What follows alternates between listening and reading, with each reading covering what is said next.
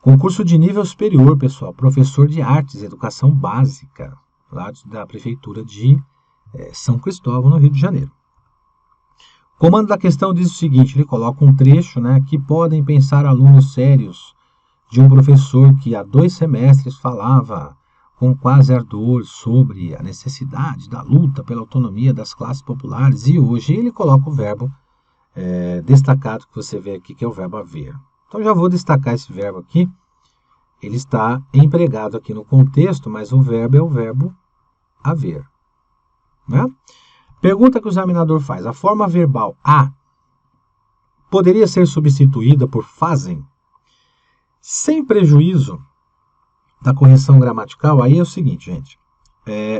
A gramática, ela determina o seguinte. Nós temos, de fato, o verbo haver e o verbo fazer. Ambos esses verbos, quando eles forem empregados, segundo a norma padrão, né, quando eles forem empregados no sentido de tempo, esses verbos serão impessoais. E o que significa dizer mesmo isso? Que eles não terão sujeito e só admitirão o singular. Eles não admitem inflexão. Verbo haver, no sentido de tempo, e de fato tem sentido de tempo, porque 2 semestres aqui, né, sentido de tempo, a mesma coisa seria se você trocasse pelo verbo fazer. Vejam que quando o examinador pede para você trocar o haver pelo fazer, ele flexiona o verbo fazer. Esse verbo fazer, ele foi empregado no sentido de tempo aí na frase, porque ele é sinônimo, né, do verbo haver.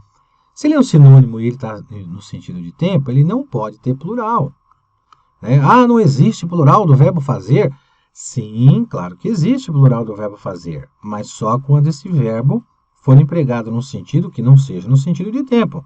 Por exemplo, ele faz a tarefa. Eles fazem a tarefa. Então, nesse caso aqui, nesses 2 exemplos, o verbo fazer aqui, ele foi empregado no sentido de executar e não no sentido de tempo, né? E o verbo fazer no sentido de tempo, ele não pode ser flexionado. O que é ser flexionado? Ir para o plural. Portanto, a forma verbal a poderia ser substituída? Não poderia ser substituída por fazem, está errado. Agora, quer deixar a questão correta? Vamos deixar a questão correta? Faz assim, se você substituir aqui, trocar isso daqui e deixar faz, aí estaria correta a questão, né? Porque aí eu poderia fazer isso daqui, aí daria lá, né?